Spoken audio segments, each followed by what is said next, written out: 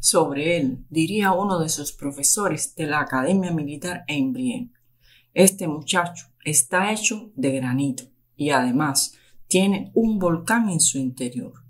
Y es que cuando miras las fotos o pinturas que existen de Napoleón Bonaparte, inmediatamente notas esa fuerza y ese volcán interior del que hablaba su maestro en aquella época. Hablar de Napoleón Bonaparte no es fácil, ya que es una figura que merece un tratamiento muy amplio. Fue un genio indiscutible del arte militar y un gran estadista, pero también un ejemplo de cómo de simple militar pasaría en pocos años a ser el emperador de los franceses, un general que con 27 años se convertiría en el azote de todas las regiones que conquistó. Los amantes de la historia encontrarán en el estudio de su vida una fuente inagotable de fuerza y de pasión, la misma que ponía en todas sus batallas y que lo llevaron al trono de Francia.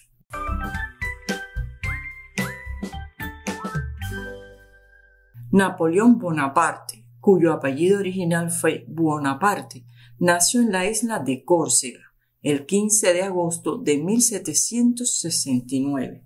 Su padre era abogado, de nombre Carlos María Buonaparte, y su madre María Leticia Ramolino, una mujer que tendría una importante influencia en la vida de Napoleón. La pareja tuvo 13 hijos, de ellos solo sobrevivieron 8, 5 varones y 3 hembras. Los varones fueron José, Napoleón, Lucien, Luis y Jerónimo, y las hembras Elisa, Paulina y Carolina, y que gracias a la grandeza del futuro emperador, todos acumularían honores, riqueza y fama.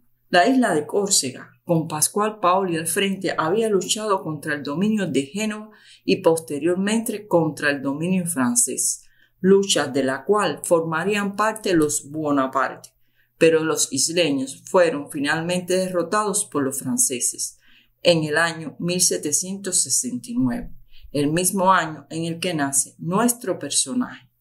Tras la conquista francesa, el padre de Napoleón fue nombrado asesor del Consejo Real por Ajaccio y su distrito el 20 de septiembre de 1769 y nunca más dio muestras de oposición al poder francés. Gracias a estas relaciones con el trono de Francia, Carlos Bonaparte logró que sus hijos mayores, José y Napoleón, entraran en calidad de becarios en el Colegio d'Autun, en París.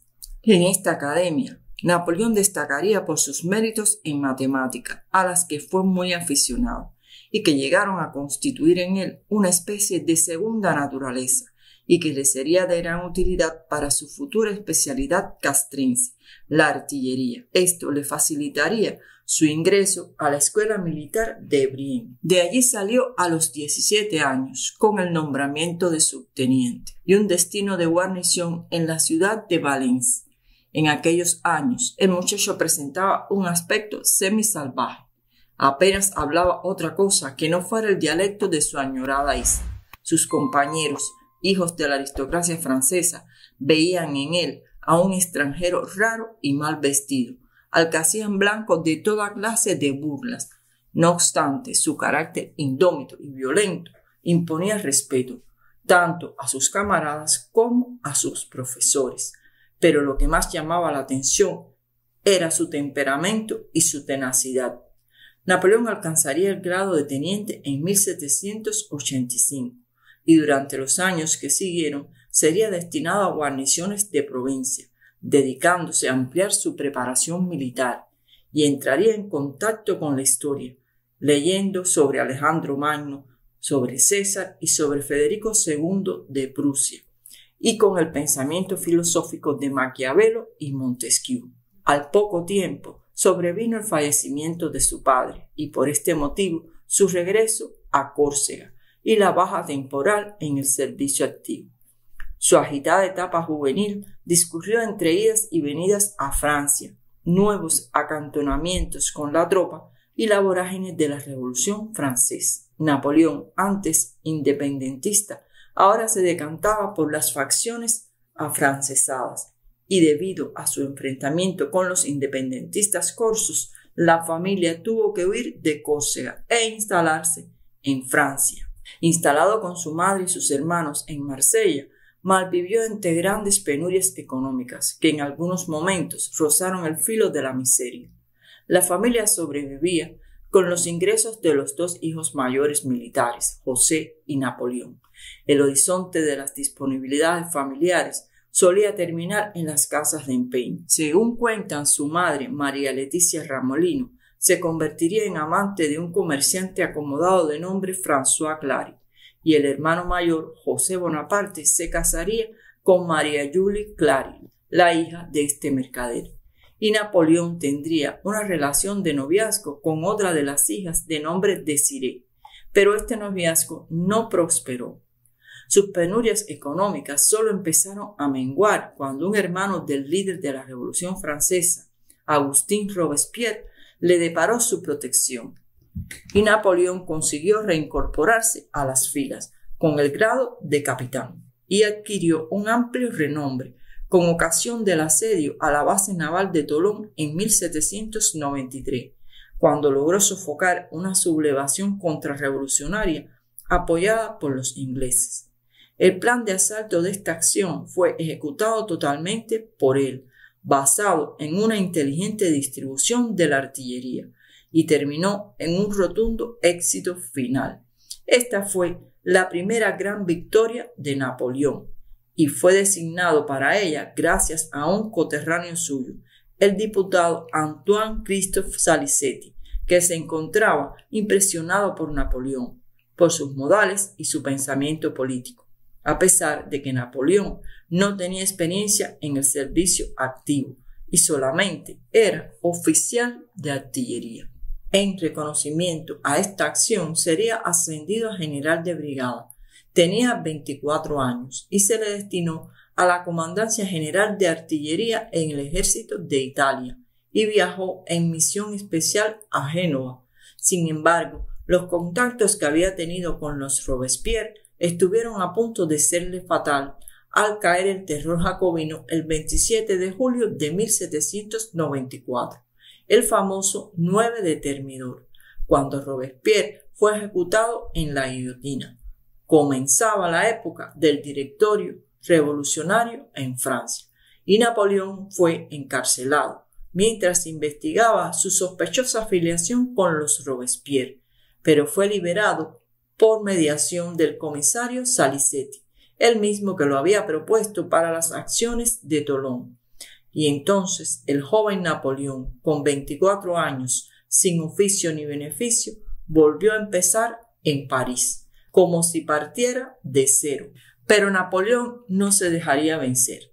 Lograría entrar en la sección topográfica del Departamento de Operaciones y además de las tareas propiamente técnicas efectuadas entre mapas, informes y secretos militares, esta oficina posibilitaba el trato directo con las altas autoridades civiles que la supervisaban y, a través de dichas autoridades, podía acceder a los salones, lugar donde se realizaban las maquinaciones políticas y las especulaciones financieras, en el turbio esplendor que había sucedido al implacable moralismo de Robespierre, donde un segmento de la sociedad parisina se había lanzado a una vida de excesos. Y es en esta época que Napoleón conoce a Josefina de Beauharnais, una aristócrata viuda del general Alejandro de Beauharnais, que había sido ejecutado en la guillotina durante la época del terror, y ella misma había estado prisionera. Se comprometieron en ese año de 1796. Napoleón se enamoró perdidamente de Josefina y el 9 de marzo de 1796 se casó con ella en contra de la voluntad de su madre, María Leticia Ramolino, que consideraba a Josefina una mujer indigna, solo preocupada por su propio bienestar, y no acudiría al enlace de su hijo, ni permitiría a sus hijos menores acudir. Las conocidas infidelidades de Josefina no hicieron más que acrecentar la animosidad entre ambas, hasta el punto de que Leticia coaligó a toda la familia para forzar a Napoleón a divorciarse. Sin embargo, un enamorado Napoleón se opondría a toda ruptura de su matrimonio hasta muchos años después. El inexperto general que había llegado a París en la primavera de 1796 despertó la admiración de todos los maestros en estrategia de la época y se convirtió en un tiempo récord en el terror de los ejércitos de Austria, y fue en esos días victoriosos cuando Napoleón varió la ortografía de su apellido en sus informes al directorio. Buonaparte dejó paso definitivamente a Bonaparte.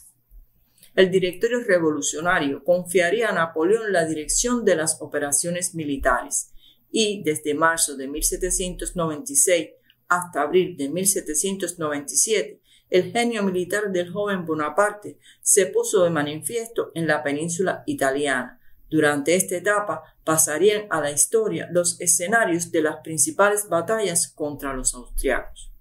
Aquel general de 27 años transformó unos cuerpos de hombres desarrapados, hambrientos y desmoralizados en una formidable máquina bélica que repelió a los austriacos más allá de los Alpes. Sus campañas de Italia pasarían a ser materia obligada de estudio en las academias militares durante innumerables promociones. Pero el rayo de la guerra se revelaba a sí mismo simultáneamente como el genio de la paz. Lo más inquietante era el carácter autónomo de su gestión. Hacía y deshacía conforme a sus propios criterios y no según las orientaciones de París. Y el directorio se encontraba temeroso del ascenso fulminante de Napoleón. Ya no era posible un control estricto sobre un caudillo alzado a la categoría de héroe legendario. Napoleón mostraba una amenazadora propensión a ser la espada que ejecuta, el gobierno que administra y la cabeza que planifica y dirige. 3 personas en una misma naturaleza, de inigualada eficacia. Y es por ello que el directorio vio la posibilidad de alejar esa amenaza, aceptando su plan de cortar las rutas vitales del poderío británico con una expedición a Egipto. En Egipto ocupa Malta y Alejandría, pero su éxito se ve opacado cuando las tropas inglesas destruyen la flota francesa y aíslan a Napoleón de Francia, y éste decide regresar en el primer barco que pudo sustraerse al bloqueo de los ingleses.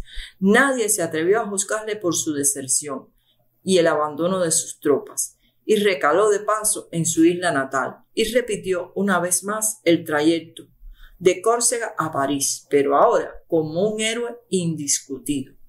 En París se hizo con el poder mediante un golpe de Estado, el golpe de Brumario, e instauró el consulado, gobierno ejecutivo constituido formalmente por un triunvirato, pero que en la práctica erigía al primer cónsul en máxima autoridad.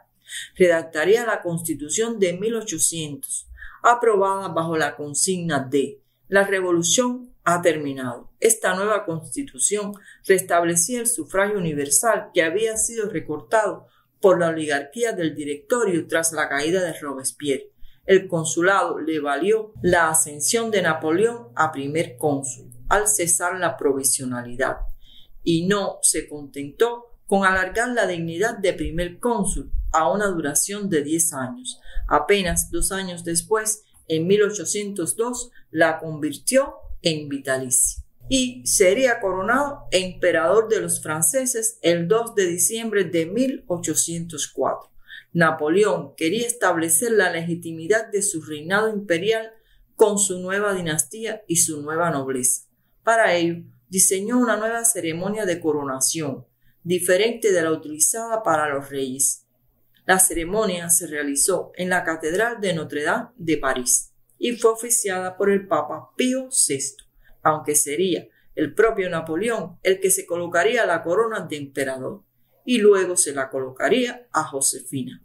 Cuenta la historia que el famoso músico Ludwig van Beethoven estaba entre las personalidades de aquel tiempo que admiraban a Napoleón por lo que simbolizaba políticamente, y comenzaría la composición de su tercera sinfonía en honor a este evento y la tituló Heroica, pero luego de la autocoronación de Napoleón, decepcionado, le cambiaría el nombre a esta pieza y le pondría sinfonía heroica compuesta para festejar el recuerdo de un gran hombre.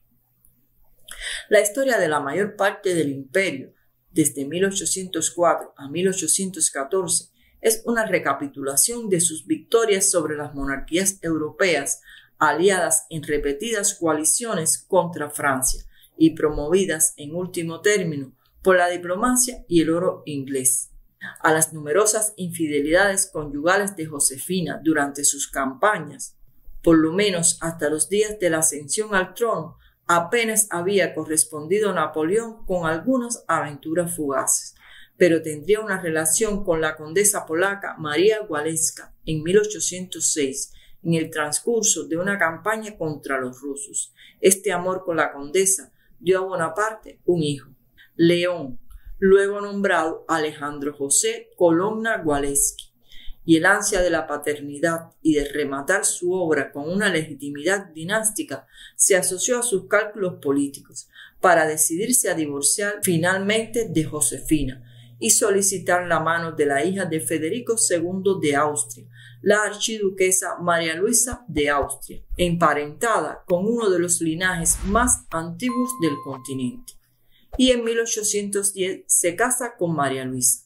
María Luisa de Austria cumplió lo que se esperaba del enlace, al dar a luz en 1811 a Napoleón II, de corta existencia, pues murió en 1832, y que sería proclamado heredero y sucesor por su padre en 2 sucesivas abdicaciones, pero que nunca llegó a reinar. María Luisa de Austria proporcionó al emperador una secreta amargura, al no compartir su caída, ya que en 1814 regresó con el pequeño Napoleón II al lado de sus progenitores, los Habsburgo, y en la corte vienesa se hizo amante de un general austriaco, con quien contraería matrimonio en terceras nupcias a la muerte de Napoleón. Luego del fracaso de la campaña rusa, el Imperio ruso junto a Prusia, Gran Bretaña y Suecia formarían una coalición contra Bonaparte. Los ejércitos rusos, austriacos y prusianos invadieron Francia desde el norte en marzo de 1814 y Napoleón se vio obligado a abdicar, manteniendo su título de emperador y concediéndosele una pensión vitalicia y el gobierno de la isla de Elba, situada en el mar Mediterráneo, y se restituyó a Luis XVIII como rey de Francia. En la isla de Elba, Napoleón estaría al tanto de lo que ocurría en Francia. Su destierro fue suavizado por los cuidados de su madre y la visita de María Walewska y su hijo, y fue comparable al de un león enjaulado. Tenía 45 años y todavía se sentía capaz de hacer frente a Europa, y en el año 1815 saldría clandestinamente de Elba y desembarcó en Francia, donde contaba con el apoyo de miles de veteranos que habían permanecido fieles a su causa. Un mes después, Napoleón entraría en París sin disparar un solo tiro, tras la huida de Luis XVIII, asumiendo el poder absoluto de Francia, dando inicio al gobierno de los 100 días. Llamado así porque solo duró 100 días. Pero los ejércitos aliados acabarían derrotando a Napoleón en la famosa batalla de Waterloo y vuelve a firmar su segunda abdicación y es restaurada la monarquía. Napoleón se entrega a los ingleses que lo deportaron a un perdido islote africano, Santa Elena, para eliminar la posibilidad de su regreso, donde sucumbió lentamente a las iniquidades de un tétrico carcelero. Investigaciones recientes de cabellos de Napoleón que se encontraban guardados hacen sospechar que fue envenenado. Napoleón había dispuesto en su testamento su deseo de ser enterrado a las orillas del río Sena, pero se le dio sepultura en Santa Elena. Sin embargo, en el año 1840, a instancias del gobierno del rey Luis Felipe I de Francia, sus cenizas regresaron a París para ser depositadas bajo la cúpula de la iglesia del Hotel de los Inválidos, lugar destinado para acoger a los viejos soldados maltrechos por la guerra. Él, sin lugar a dudas, había sido uno de ellos. Los restos fueron trasladados desde la isla de Santa Elena en una fragata llamada Belle Poule. La llegada de los restos de Napoleón fue muy esperada en Francia y durante su funeral se escucharían las notas del Requiem de Mozart. Millones de personas visitan su tumba todos los años. Escritores de la talla de Victor Hugo, Balzac, Stendhal, Heine, Manzoni o Pushkin han escrito numerosas obras sobre el famoso corso y han convertido a Napoleón en un héroe de epopeya. Pero resumir la trayectoria de vida de Napoleón, sus dotes como estadista, su genio indiscutible del arte militar, así como los aportes que hizo a la administración del Estado, a las leyes y a todos los campos en los que intervino en un solo video, es imposible. Solamente hemos tocado algunos de los momentos más prominentes de su vida. Y así hemos llegado al final. Gracias a todos por ver el video y para los que ya han visto la recién estrenada película Napoleón de Ridley Scott, les tengo una interrogante. ¿Se parece la vida real del emperador a la que refleja la película de Ridley Scott? Escríbanlo en los comentarios, los leo. Si les ha gustado este pequeño resumen, regálenme un like. Y si está de paso por nuestro canal y aún no se ha suscrito, le animo a que lo haga y a activar todas las notificaciones. Así estará al tanto de nuevas entregas. Espero que nos encontremos en un nuevo video para juntos seguir aprendiendo historia. ¡Chao!